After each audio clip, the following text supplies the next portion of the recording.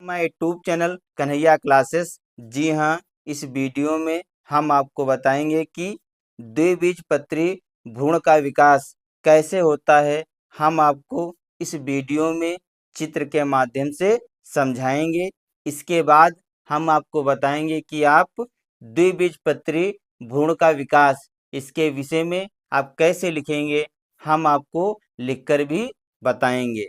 तो सबसे पहले हम आपको चित्र के माध्यम से समझाते हैं।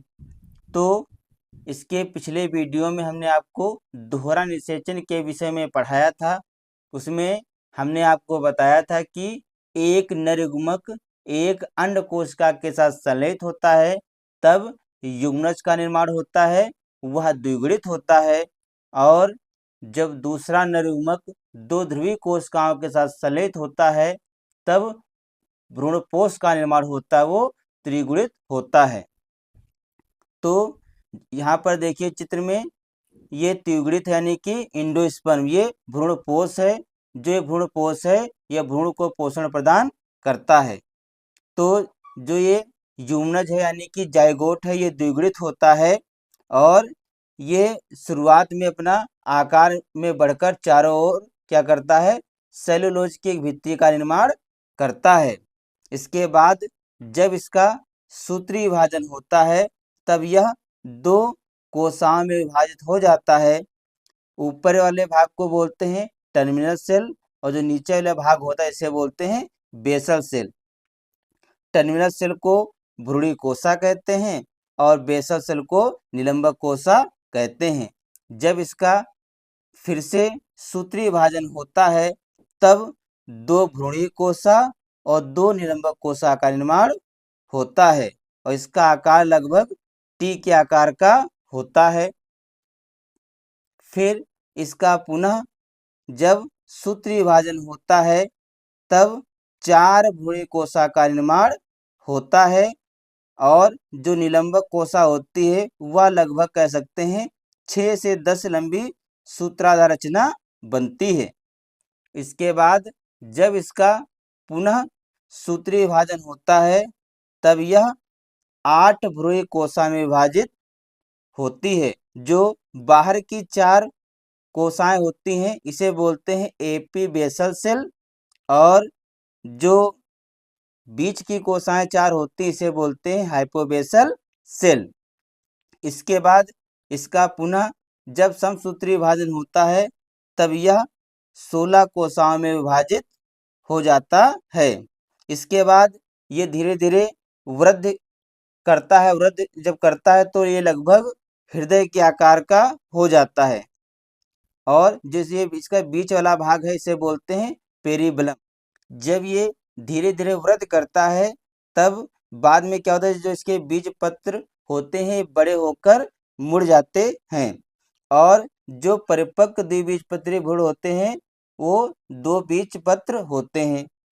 जो ये वाला आपको भाग दिखाई दे रहा है इसे बोलते हैं कोटिलेंड्स और जो ये आपको हरा भाग दिखाई दे रहा है इसे बोलते हैं ग्राउंड टिश्यू और जो रेड वाला भाग है इसे बोलते हैं वैस्कुलर टिश्यू। तो इस प्रकार दो बीजपत्री भ्रूण का विकास होता है। तो बच्चों, हमने आपको चित्र के माध्यम से समझाया है कि द्विबीजपत्री भ्रूण का विकास कैसे होता है। अब हम आपको पंच के माध्यम से लिखकर बताएंगे कि आप द्विबीजपत्री भ्रूण का विकास इसके विषय में आप कैसे लिखेंगे। तो इसमें हेडिंग डालेंगे द्विबीजपत्री भ्रूण का विकास। इसमें लिखेंगे युग्मनज एक द्विगुणित संरचना है, यह सूत्री विभाजनों द्वारा विभाजित होता है। शुरुआत में यह आकार में बढ़कर अपने चारों ओर सेलुलोज की एक भित्ति का निर्माण करता है। इसके बाद जब इसका सूत्री विभाजन होता है, तब यह दो कोशिकाओं में विभाजित हो जाती है। निभाग की ओर स्थित कोशिका को टर्मिनल सेल और नीचे वाले भाग को बेसल सेल कहते हैं। फिर इसके आगे लिखेंगे टर्मिनल सेल को भ्रूणी कोशिका और बेसल सेल को निलंबक कोशिका कहते हैं। जब इसका फिर से सूत्री विभाजन होता है तो ये दो भ्रूणी कोशिका और दो निलंबक कोशिका का निर्माण होता है। जब इसका पुनः सूत्री विभाजन होता है तब इसमें 4 भ्रूणी कोशा का निर्माण होता है। फिर इसके आगे लिखेंगे निलंबक कोशा 6 से 10 तक लंबी सूत्राकार रचना बनती है। जब इसका फिर से सूत्री विभाजन होता है तब यह 8 भ्रूणी कोशा में विभाजित होती है। बाहर की 4 कोशाओं को एपीबेसल सेल और बीच की 4 कोशाओं को हाइपोबेसल सेल कहते हैं। फिर इसके आगे लिखेंगे फिर से इसका सूत्री विभाजन होता है तब यह 16 कोशाओं में विभाजित होता है। पुनः वृद्धि करके विभाजन द्वारा भ्रूण कुछ हृदय आकार का हो जाता है, यानी कि हर टाइप का हो जाता है। बाद में बीजपत्र बड़े होकर मुड़ जाते हैं। इस प्रकार परिपक्व द्विबीजपत्री भ्रूण में 2 बीजपत्र होते हैं जो एक अक्ष से जुड़े होते हैं। अक्ष का एक भाग जो बीजपत्रों के बीच होता है जिसे परांकुर कहते हैं और दूसरा भाग मूलांकुर कहलाता है। तो बच्चों, इस वीडियो में हमने आपको बताया कि आप द्विबीजपत्री भ्रूण का विकास इसके विषय में आप कैसे लिखेंगे। हमने आपको सबसे पहले चित्र के माध्यम से समझाया, फिर हमने आपको पंच के माध्यम से लिखकर बताया कि आप परीक्षा में जाकर कैसे लिखेंगे।